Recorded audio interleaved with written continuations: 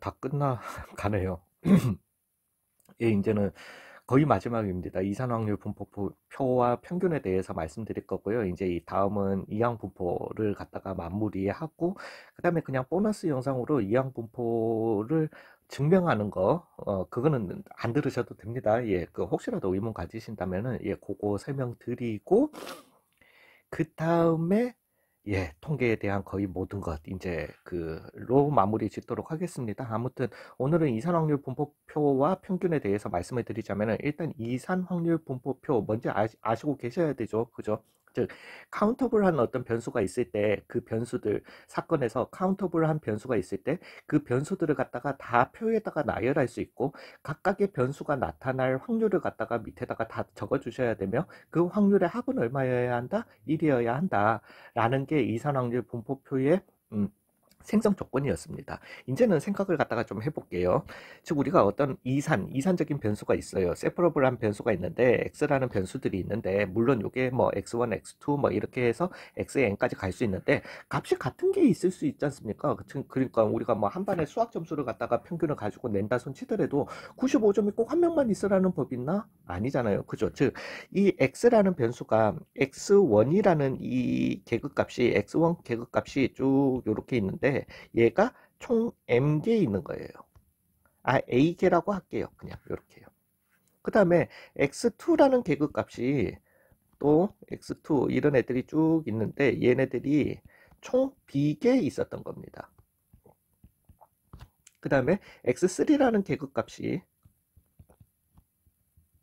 해서 얘네가 C개 있습니다. 그죠? 이렇게 있었다라고 한번 해볼게요.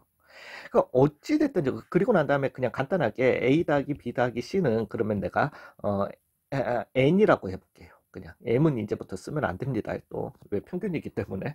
예, 그러면은 제가 여기에서 평균을 갖다가 구하려면 어떻게 하면 되는 거죠? 예, 간단하게는 x1 더하기 등등등등등등 이 계급값들 다 더해주고 그죠? 그 다음에 x2 더하기 등등등등 x2 다 더해주고 더하기 x3 더하기 등등등등. 죄송합니다. 이 혹시 진동 소리 들리시면은 얘를 갖다가 다 더해준 걸 갖다가 나누기 얼마 해줘야 된다? n을 해줘야지 우리가 평균 expectation of x를 갖다가 구할 수 있는 거지 않습니까? 되셨어요? 근데 얘를 갖다가 우리가 이렇게 하나 아니잖아요. 즉 n분의 a 곱하기 x1 더하기 b 곱하기 x2 더하기 c 곱하기 x3 우리는 더하기를 갖다가 곱하기로 바꾸는 것 좀은 다들 하실 수 있잖아요. 되셨어요? 이것도 평균 계산법이에요. 근데 이걸 갖다가 우리가 분수를 갖다가 세퍼레이트 해보자라는 거지. 즉 n분의 a 곱하기 쓸까요? x1 더하기 n분의 b 곱하기 x2 더하기 n분의 c 곱하기 x3로 쓸 수 있다라는 겁니다. 되셨어요? 이건 그냥 계산법이에요. 계산 프로세스를 갖다가 우리가 식만 변형을 갖다가 하면은 이런 결과가 나오게 되는 거죠. 되셨어요? 여기까지 부정을 하실 수 없죠. 그러면은 이제 이 n분의 a라는 게 뭐였는지를 갖다가 생각을 갖다가 좀 해보자라는 겁니다. 즉 제가 이런 총 n개의 이런 변수들이 있어요. 이 중에서 내가 아무 생각 없이 하나를 갖다가 뽑았을 때 x1이라는 값이 뽑힐 확률은 얼마냐는 거죠. n분의 a지. 그죠? 내가 n개 중에서 한 개 뽑는데 a개 중에서 한 개 뽑는 총 경우의 수 n개 분의 x1을 뽑는 경우의 수 a개. 즉 n분의 a x1을 뽑을 확률이네. n분의 b x2를 뽑을 확률이네. n분의 c x3를 뽑을 확률이네. 이렇게 되게 되는 겁니다. 즉 이게 뭔 소리냐? 우리가 이 상황을 가지고 얘를 가지고 이산 확률 분포, 즉 제가 x1을 뽑을 확률, x2를 뽑을 확률, 내가 이 모든 n개 중에서 뭔가를 갖다가 뽑을 확률에 대해서 얘기를 하자면은 얘를 갖다가 이산 확률 분포표에 만들어 놓을 수 있다라는 거죠. 즉 이산 확률 분포표. 근데 원래 분포표는 이거 다 네모 박스 안에 만들어야 됩니다. 즉 x라고 하는 걸 갖다가 제가 x1 이거 대문자였죠? 저기에서 x1 x2를 갖다가 뽑을 확률, x3를 갖다가 뽑을 확률이라고 했으면은 p of x가 여기는 소문자 쓰기 이건 크게는 의미는 없어요. x1을 갖다가 뽑을 확률은 n분의 a였던 거고 n분의 b였던 거고 n분의 c가 나오게 되는 거지 않습니까? 그리고 이 표가 완성되기 위해서는 모든 나올 수 있는 계급값들을 갖다가 다 적었고요. 거기에 해당하는 확률들을 갖다가 다 적었고요. 이 확률들의 합이 얼마여야 한다? 1이어야 한다. 좀 전에 우리가 분명히 세팅할 때 A 더하기 B 더하기 C가 얼마다? N이다 라는 걸 갖다가 적었지 않습니까? 에이씨. 적었잖아요. 그죠? 즉 합은 얼마다? 1이다. 이산확률 분포표가 이렇게 완성이 되는 거예요. 이건 하지 말고 이렇게 합시다. 이산확률 분포표가 완성이 되는 거예요. 되셨어요? 이런 이산 확률 분포표가 있다라면은 이제 expectation of x, 즉 expectation of x는 확률을 갖다가 구할 때는 x1, 즉 계급값 곱하기 해당 확률, 계급값 곱하기 해당 확률, 계급값 곱하기 해당 확률을 갖다가 다 더해 주시면은 평균값이 나온다라는 거예요. 되셨어요? 그래서 expectation of x는 x1 곱하기 n분의 a, 즉 n분의 a를 갖다가 제가 그냥 p1이라고 할게요. 왜냐면 여기에는 확률 적는 거잖아요. 그죠? 즉 x1 곱하기 p1 더하기 x2 p2 더하기 x3 p3를 갖다가 계산해 주시면 요렇게 평균 m이라는 게 나온다라는 거죠. expectation of x. 되셨어요? 자, 이제 평균을 갖다가 구했습니다. 그러면은 평균값을 알았으니까 우리는 m제곱이 얼마인지도 당연히 알게 될 거예요. 그죠? 여기에서 m제곱 값을 알아낼 수 있습니다. 이제 여기에서 vx를 갖다가 구하는데 vx라고 하는 거는 생각을 잘 해보세요. 그냥 제곱의 평균, 즉 expectation of x제곱 빼기 평균제곱 m제곱이잖아요. m제곱은 평균을 갖다가 구했으니까 여기에서 m제곱을 구하면 되는 거고요. 이제 제곱의 평균은 또 어떻게 구할 거냐는 거지. 제곱의 평균 그냥 그것도 그냥 우리가 식으로 써서 계산을 해보시면 되지만은 expectation of x 제곱의 평균 굉장히 쉽습니다. 이 계급값을 갖다가 제곱해서 p1 해주시면 되세요. x2를 제곱해서 p2 곱해주시면 되세요. 그게 제곱의 평균이에요. 즉, 얘 같은 경우는 계산이 어떻게 된다? x1의 제곱 p1 더하기 x2의 제곱 p2 더하기 x3의 제곱 p3 빼기 m제곱 해주시면 계산이 끝난다라는 거예요. 되셨어요? 죽이죠. 이게 이산확률 분포표의 굉장히 강력한 점입니다. 면모예요. 재밌어요. 이산확률 분포표를 갖다가 해보시다 보면 굉장히 재밌습니다. 오히려 확률보다 쉬워요. 각각의 확률을 갖다가 구해야 되는 번거로움이 있지만은 적어도 내가 구하고 있는 이 확률이 맞는지 틀리는지를 갖다가 다 알아낼 수가 있어요. 왜? 합이 1이 돼야 되거든. 확률을 갖다가 다 구해서.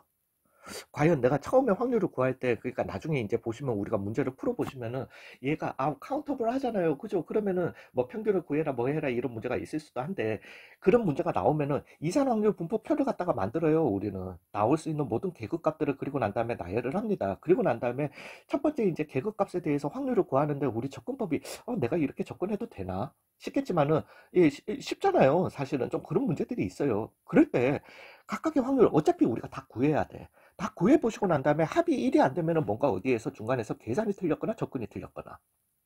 즉 내가 지금 맞게 풀고 있는지 틀리게 풀고 있는지를 갖다가 또 알 수 있고요. 거기에다가 플러스 이렇게 이산확률 분포표를 갖다가 만드시고 나면은 평균이 얼마인지 분산이 얼마인지를 갖다가 바로 계산이 쉬워진다라는 겁니다. 이게 이산확률 분포표의 굉장한 힘이에요. 되셨어요? 예. 아씨, 강의 하나 더 해야 되겠구나. 자, 그러고 난 다음에 왜 그걸 강의를 안 했지? 거기에다 추가할까? 예. 거기에다 추가하는 게 낫겠네요. 죄송합니다. 예, 편집하도록 할게요. 그러고 난 다음에 그러면은 시그마 x는 어떻게 되는? 시그마 x는 여전합니다. 얘는 항상 뭐다? 루트 분산이다. 루트 vx예요. 그냥. 되셨어요? 그래서 요거 계산 다 하시고 난 다음에 거기에다가 루트 씌워주시면 끝나는 거세요. 되셨어요? 예, 요렇게 강의 마치도록 하겠습니다.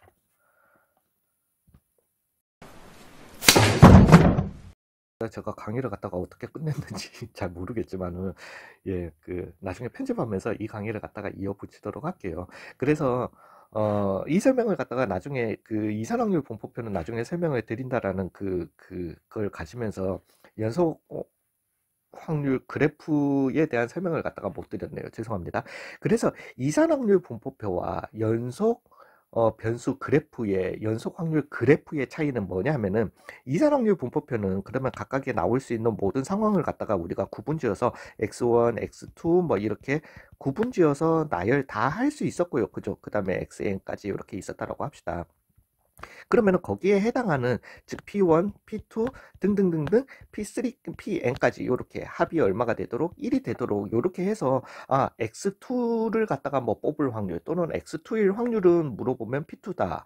X3일 확률은 P3다. 이렇게 P 오브 X가 X2일 확률은 P2다. 이렇게 그냥 여기에서 바로 읽어내시면 되는 거거든요. 그러면서 P 오브 X가 어디에서 X2보다는 같거나 크고 X3보다 같거나 작을 요 확률은 이렇게 물어보면 P2 더하기 P3다. 이렇게 그냥 계산을 하시면 되세요. 이제 연속 변수 그래프에서는 즉 제가 어떤 이런 그래프가 있었다라고 합시다. A에서 B까지 가지는 애인데 A에서 B까지 가지는 애예요. 요게 fx고 즉 이 넓이가 인테그랄 A에서부터 B까지 fx dx가 얼마다? 1이다. 라는 걸 가지고 있어요. 이럴 때 이제 이런 그래프를 가지고 있으면 우리한테 주는 게 뭐냐면은 얘의 이 범위 내에서 모든 범위는 A에서 B까지라고 나와 있으니까 P 오브 X가 어디에서 뭐 뭔지는 몰라도 여기 CD가 있었다라고 합시다. 여기가 C고 여기가 D였다라고 합시다. C에서 D가 나올 확률은 얼마냐라고 묻는다라면은 인테그랄 요 넓이 인테그랄 C에서부터 D까지 fx dx가 확률이었던 겁니다. 되셨어요? 즉, 이 전체 넓이가 1이다. 전체 넓이 자체가 전체 확률이 되게 되는 거고요. 거기에서 C에서부터 D까지의 범위가 나올 확률은 물어보면은 이제 인테그랄, 즉 넓이를 갖다가 그 넓이를 구해 주시면은 그 넓이 자체가 확률이 되게 되는 거예요. 이해 가셨어요? 즉 여기에서는 연속 확률 변수기 때문에 P 오브 X가 그러면은 C일 때는 얼만데 라고 물어보면은 이거는 못 구한다라는 겁니다. 왜냐하면 여기에서는 넓이를 확률로 인식할 수 있거든요. 즉 P 오브 X가 C일 때의 넓이는 딱 C일 때의 넓이가 어디 있어요? 0이지. 되셨어요? 물론 나중에 이제 그 요 수학을 갖다가 또 좀 고등으로 넘어가게 되면은요. 여기에서 이거는 지금 또 잊으셔도 됩니다. C일 때의 확률이라고 하는 걸 갖다가 우리가 이제 이 범위, 얘네들의 범위에서 충분한 범위를 갖다가 찾아내가지고 C에서부터 여기에서, C 마이너스 뭐, 엡실론이라고 표현을 하거든요. 아이고야, 죄송합니다. 요거, 펜 굵기를 줄이면 되려나? 그래서 C 마이너스 엡실론, 충분히 작은 범위, 그 다음에 C 플러스 엡실론, 요렇게 해서, 요렇게. 여기에서 여기까지의 요 C를 갖다가 기준으로 요 넓이를 가지고 C1 대의 확률의 넓이를 갖다가 억지로 구해내기는 하지만 그거는 본인들이 지금 여기서 하는 행동은 절대 아니고요. 아니시고 그래서 연속 확률 변수 그래프가 나오면은 여기에서는 연속 변수기 때문이에요. 그렇기 때문에 딱 C일 때에 이런 걸 못 찾는다라는 거지. 되셨어요? 그렇지만은 C에서 D까지의 범위를 가지는 확률은 그 넓이로 찾아내시면 된다, 읽어내시면 된다라는 거세요. 되셨어요? 그래서 이 빨간색은 나중에 잊으셔도 돼. 이건 나중에 그냥 뭐 수학과를 가시거나 통계학과를 가시면은 뭐 상황에 따라서 그걸 갖다가 써먹기도 하는데 뭐 크게 신경은 안 쓰셔도 됩니다. 수고 많으셨어요.